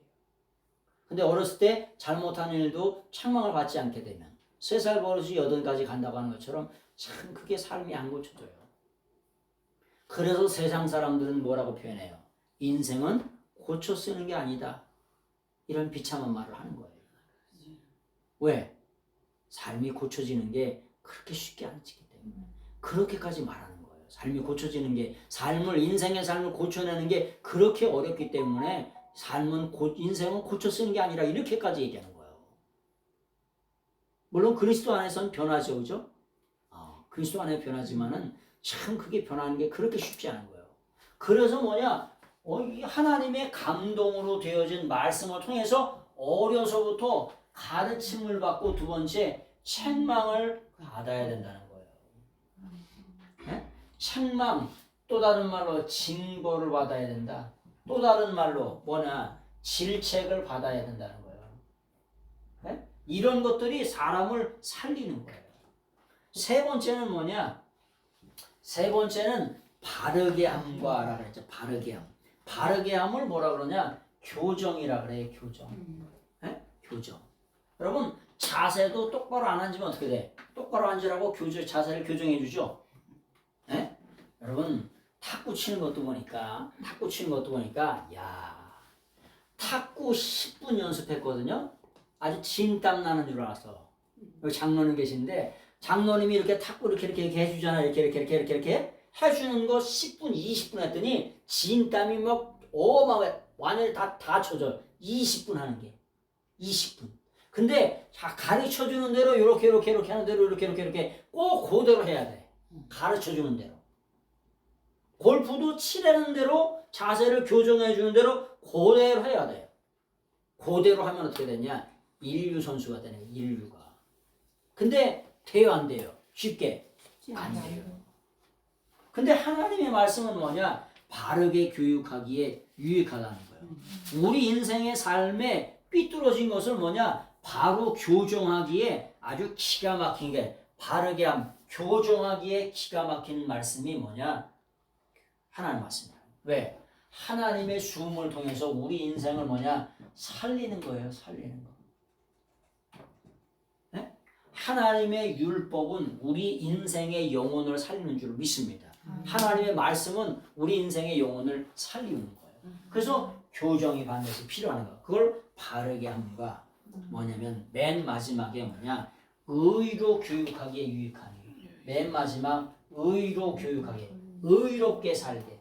이 의라고 하는 게 뭐냐? 공의를 말하는 거예요. 또 다른 말로 정의를 말해요. 또 다른 말로 올바름을, 또 다른 말로 옳음을 말해요. 옳음. 우리가 세상의 것으로 옳아지지 않아요. 그럼 벌써 우리가 옳아졌게? 벌써 고쳐졌게요.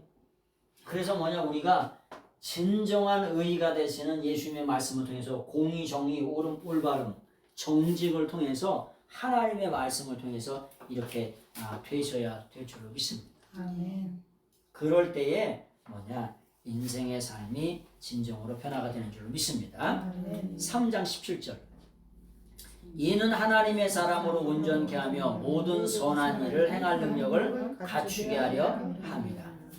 하나님의 사람으로 온전케 하며 우리 인생의 영혼이 바뀌는 거예요. 그리고 선한 일을 행할 수 있는 능력을 갖추는 거예요. 여러분, 하고 싶어도 못하지요. 그런 경우가 있잖아요. 잠언에 그렇게 말씀해요. 연세가 되시면 메뚜기도 짐이 된대요. 메뚜기가 뭐가 짐이 돼? 근데 메뚜기를 들 수 있는 힘이 없어. 능력이 없다니까. 그럼 메뚜기를 드는 거예요, 못 드는 거야? 못 드는 거예요. 저희 어머님이 라면 한 상자를 못 갖고 가세요. 줘도 못 먹냐 그러지요? 줘도 못 가져가셔. 예? 연세가 드시니까. 왜? 들 수 있는 능력이 없어요. 예? 그런데 성경 말씀은 하나님의 사람으로 온전케 하며 선한 일을 하도록 그렇게 할 수 있는 능력을 갖추게 한다는 거예요. 이것을 디모데가 어렸을 때부터, 아주 갓난아이 때부터, 젖 먹을 때부터 배웠다는 거죠. 그래서 뭐 하라는 거예요? 너희들도 이렇게 가르치고 배우라는 거예요. 손자들에게, 자녀들에게 이렇게 가르치는 거예요. 너의 목회지에서, 에베소에서 목회할 때 요렇게 가르치라는 거예요. 그렇게 해주는 거예요. 자, 4장 정리하고 마치겠습니다. 4장 1절. 4장 1절. 같이 한번 읽어보세요. 하나님 앞과 살아있는 자와 죽은 자를 심판하실 그리스도 예수 앞에서 그가 나타나실 것과 그의 나라를 두고 능히 명하노니. 예. 이제 사도 바울의 삶을 정리하는 내용이 4장이라고 그랬잖아요. 근데 어떻게 정리하는지 보세요. 자, 하나님 앞과 살아있는 자와 죽은 자를 심판하실 그리스도 예수 앞에서. 여러분, 우리 인생의 삶은 있잖아요. 삶은 하나님 앞에서 사시는 거예요. 아멘. 또 다른 말로 예수님 앞에서 사시는 거예요. 예를 들어 볼게요. 여기 회사 사장님이 계셔. 딴짓 해요, 못해요? 못하죠. 회사 사장님이 이렇게 지켜보고 계셔. 회사 사장님이 그냥 이렇게 그냥 그 안에 공간에 계셔. 계시기만 해도 딴짓 해요, 못해요? 잘 못하죠. 신경 쓰이고. 딴짓 못하죠. 경찰관이 아무 일것도 안 해. 경찰관이 있잖아요. 차를 몰고 경찰차를 사이카를 몰고 거기서 자빠져 자고 있어. 경찰차. 근데 자빠져 자고 있어도 지나가면서 저기 위반하는 놈 있어요, 없어요? 위반하는 사람이 거의 없어요. 그래요, 안 그래요? 경찰차가 거기 있는데 거기를 휙 지나갔단 말이야. 200km로. 예? 그런 놈이 거의 없어요.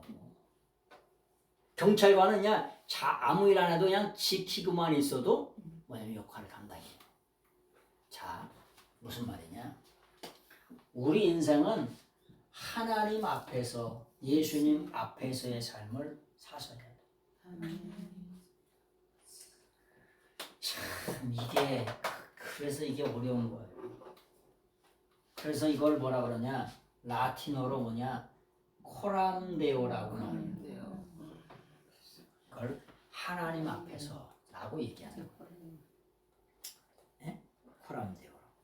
이것을 헬라어로는 에노피온 투데오라고 그래요. 에노피온 투데오라고.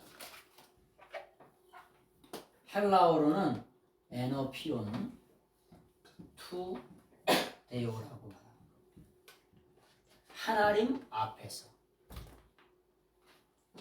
물론 하나님과 예수 그리스도 앞이라고 했으니까 에노피온 투데오 카이, 그리고 크리스토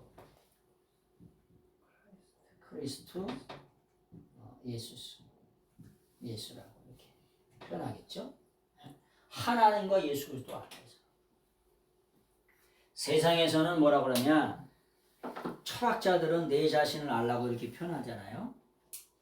국어 선생님은 주제를 알라고 표현하고, 수학 선생님은 분수를 알라고, 그리고 지리 선생님은 내 위치를 알라고 얘기해요. 근데 하나님은 뭐라고 우리에게 뭐라고 하냐? 아담아 내가 어디 있느냐 이렇게 물으세요. 아담아 내가 어디 있느냐 몰라서 물어요? 몰라서 묻는 게 아니야. 내 사명의 자리가 어딘데 더럽고 추한 원수마귀와 공모합작하고 있느냐 이걸 물으시는 거예요. 하나님은 우리에게 뭘 물으시냐? 사명의 자리를 물으시는 거예요. 그래서 우리가 하나님 앞에서 우리는 하나님을 예배하고 찬양하고 경배하고 영광 돌리기 위해서 하나님 앞에서의 삶을 사셔야 해요. 이것이 뭐냐? 삶을 정리하는 모습이에요. 삶을 정리하는 모습. 삶을 정리를 어떻게 해야 되냐? 하나님 앞에서 삶을 정리하셔야 돼요. 왜 그러냐? 하나님 앞에서 삶을 왜 정리해야 되냐면은 첫 번째는 그리스도의 심판의 실제성 때문에 그래요. 그리스도의 심판의 실제성. 죽으면 북망산천에 묻히면 땡이지 이렇게 말하잖아요, 그죠? 북망산천이 어디냐면 저기 중국에 있는 공동묘지를 북망산천이라고 얘기하는 거예요. 북망산천이 어디냐? 중국에 있는 공동묘지. 죽으면 우리 부평에 있는 공동묘지 낙골당에 묻히면 땡이지 그 이후에 뭔 삶이 있냐? 라고 하는 말씀에 대해서 뭐냐? 그리스도의 심판의 실제성이 있다는 거예요.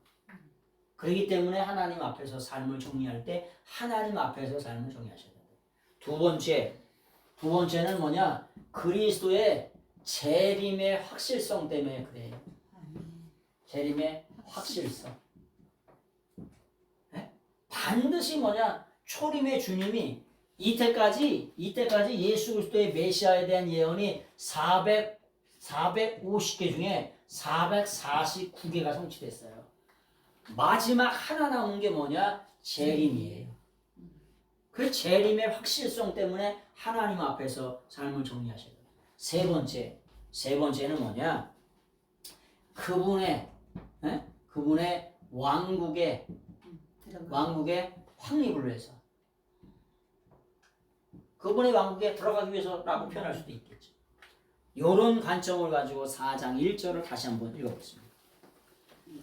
자, 하나님 앞과 살아있는 자와 죽은 자를 심판하신다. 다시 심판하신다는 게 뭐야? 그리스도의 심판의 실제성이야.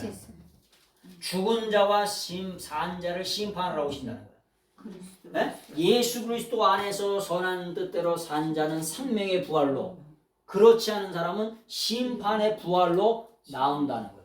그래서 예수 그리스도의 심판의 뭐냐? 실제성이라는 거예요. 심판이 실제로 있다는 거예요. 네? 아니 심판이 아니 운동회를 하면 상을 안 줘. 네? 네?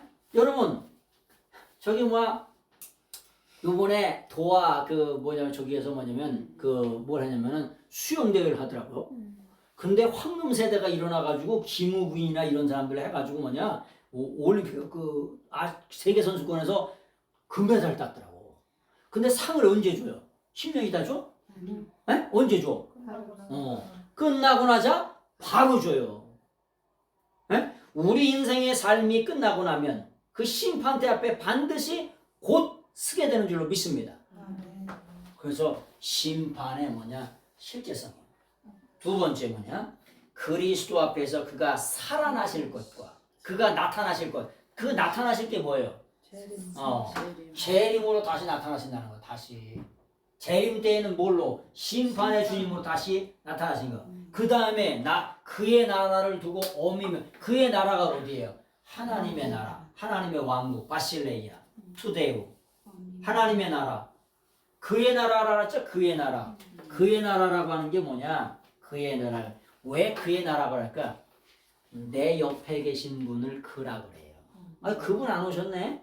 내 옆에 앉아있던 그분, 나도 알고 너도 아는 그분, 이렇게. 아이, 그분이 안 오셨네? 아이, 그분이 오셨네. 이렇게. 왜? 그분이라고 하는 말은 뭐냐? 강조할 때 쓰는 인칭 대명사예요. 아, 내가 아는 그분 어디 가셨어? 지난번에, 아이, 그분 오셨네. 이렇게. 에?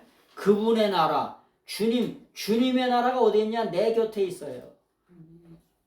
그래서 그걸 뭐라 그래요? 심령천국. 그걸 뭐라 그래? 지상천국. 심령천국을 이루고 지상천국을 이룬 사람이 가는 나라가 어디냐? 천국인 줄로 믿습니다. 아멘. 그래서 뭐냐? 우리가 하나님 앞에서의 삶을 살아야 되는 이유는 뭐냐? 첫 번째, 그리스도의 심판의 실제성 때문에. 두 번째, 재림이 확실해.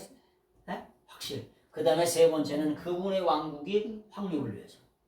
그분의 왕국이 여기에서 이루어다가 영원한 나라 천국에까지, 천국에까지 반드시 이루어질 줄로 믿습니다. 아멘.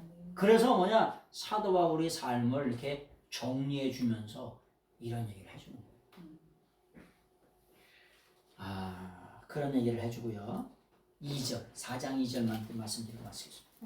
너는 말씀을 전파하라. 때를 얻든지 못 얻든지 항상 심쓰라. 범사에 오래 참음과 가르침으로 경책하며 경계하며 권하라. 너는 말씀을 선포하래요. 선포하라. 케리스마죠. 테리그마. 말씀을 뭐냐? 선포하는 거예요. 전파하는 거예요. 이게 설득이 아닙니다. 말씀은 설득이 아니에요. 예수님 믿으면 천국이고 아니면 지옥이지 했으면 좋겠다 이런 게 아닙니다. 그래서 뭐냐? 케리그마라고 하는 거예요. 선포라고 얘기하는 거예요. 너는 형편이 좋을 때나 형편이 나쁠 때나 때가 맞지 않을 때에도 뭐냐? 말씀을 늘 언제나 준비하고 뿌리라는 거예요. 여러분 장사꾼이 장사가 잘 될 때만 나가요? 장사 안 될 때도 나가?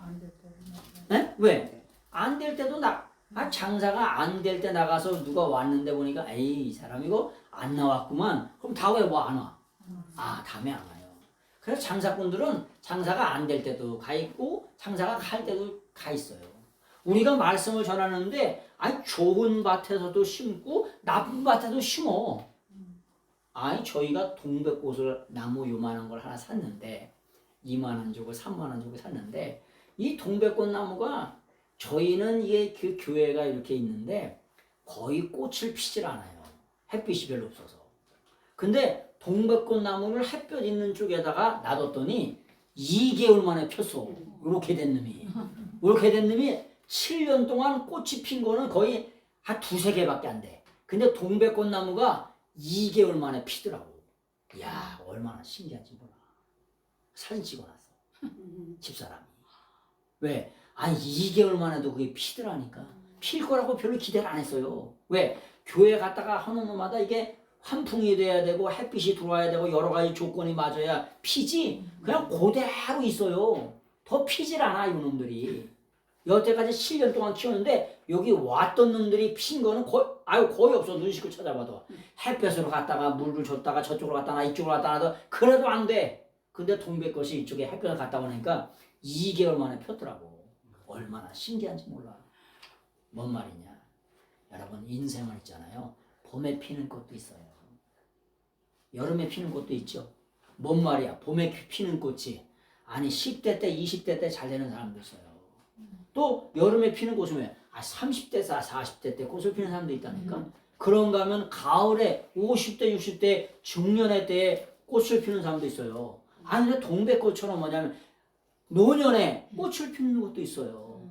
그래서 뭐냐? 때를 얻든지 못 얻든지 넌 네 사명 전하라는 거예요. 네 복음 전하, 복음을 선포하는 일에 네 생명을 걸고 목숨을 걸고 영혼을 거두라는 거예요. 걸라는 거예요. 왜? 거두게 하시는 이는 누구시기 때문에? 하나님이시기 때문에. 네?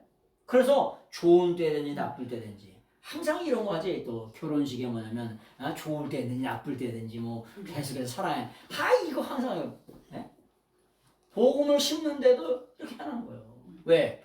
아니 10년 있다 거둘지 20년 있다 거둘지 꿰꾸다 죽을 때 복음을 받아들일지 그때 회개할지 우리가 알아요 몰라요? 안 몰라요. 그래서 그때마다 최선을 다해야 되겠어요. 진짜 영혼을 만나는데 그 시간 그때가 영혼을 만나는 그때에 최선을 다하셔야 돼요. 인생의 삶 속에 아쉬움이 많이 남는 시간이 몇 번 있어요. 근데 그 아쉬움이 왜 남냐? 그때 최선을 다하지 못한 것 때문에 그때 아쉬움이 남아요. 복음을 전했더니 어떤 할아버지가 그러시더라고요. 암병 걸려서 돌아가실 때가 됐어요. 근데 뭐라고 하냐? 복음을 많이 전했죠. 마지막 할아버지가 뭐라고 하냐? 자네는 천국에 가서 잘 살게. 이게 거의 마지막 말씀이었어요. 저희가. 자네는 천국에 가서 잘 살게. 복음의 말씀을 엄청 전했어요. 처음엔 두지도 못하겠어요.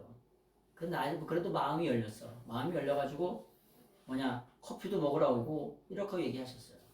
그래도 복음을 전해도 잘 안 받아들이시더라고요. 절에 아주 다니는데 유명한 분이에요. 유명한 분이야 동네에서. 동네에서 알아면 다 아는 분이에요. 근데 마지막 이제 암병에 걸리고 이거 하시면서 그런 말씀을 하시더라고요.